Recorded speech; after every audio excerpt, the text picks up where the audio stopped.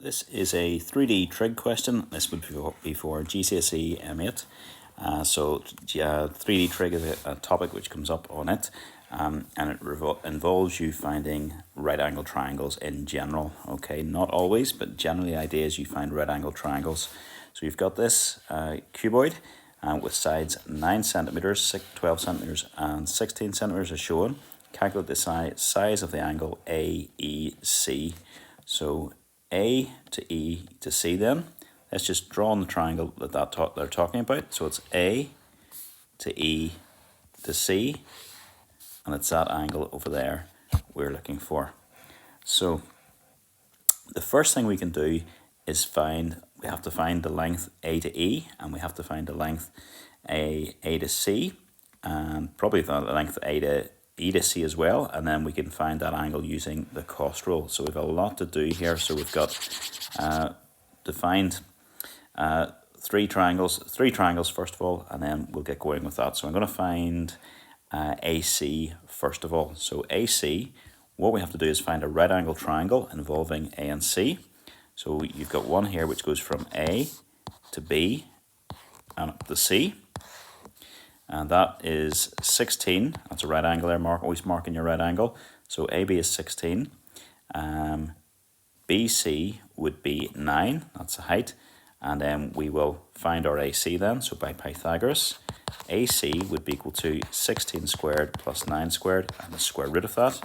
Let's just do that, and we'll leave it in surd form if we can. So 16 squared plus 9 squared, and that works out to be the square root of 337. That's a perfect answer. So that is, we have found this length then from A to C. Next one I want to find is A to E. So to find a right angle triangle involving A and E, if I go from A along to H and then up in the air to E, that would be 9, and A to H is 12. So again, by Pythagoras, I could say A to E would be equal to 12 squared plus 9 squared and the square root of that. So again, on my calculator, square root of 12 squared plus 9 squared, and that works out to be bang on 15. That's a nice one. So it's equal to 15. So AE works out to be 15. And then the last thought was, I've got my AE, and the last side I need to find then is E to C. So there's a right angle there at D, so I'm going to use E to D and then across to C. So that's going to be here, that's E down to D and then across to C. It's a right angle. So E to D, what was it? E to D would be the same as this, that would be 12. And then D to C would be the same as A to B, so it's going to be 16. And then I want to find E to C, so E to C would be equal to 12 squared plus 16 squared and the square root of that. So it is going to be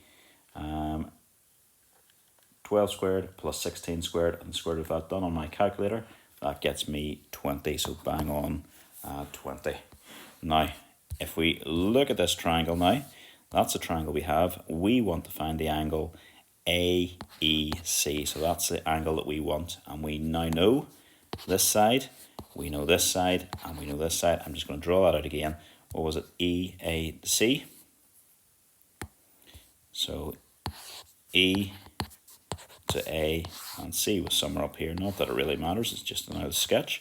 And then E to C, then we worked that out to be 20. That's our angle theta.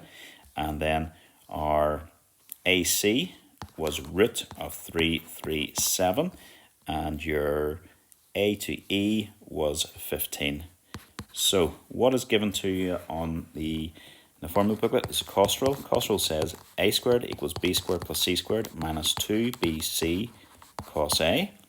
So we can rearrange that. If we want to find an angle, we can rearrange that. We'll bring the 2BC cos A over to the left and bring that A squared over to the right.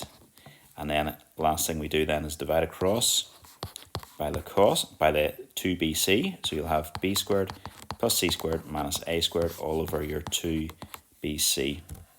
Now, how this works, A is the angle that you're trying to find, and the only other side that's really important is the side opposite that. So if you get that one right, everything else falls into place. So in our triangle, we want to find theta, and the side opposite the theta is the root of 337.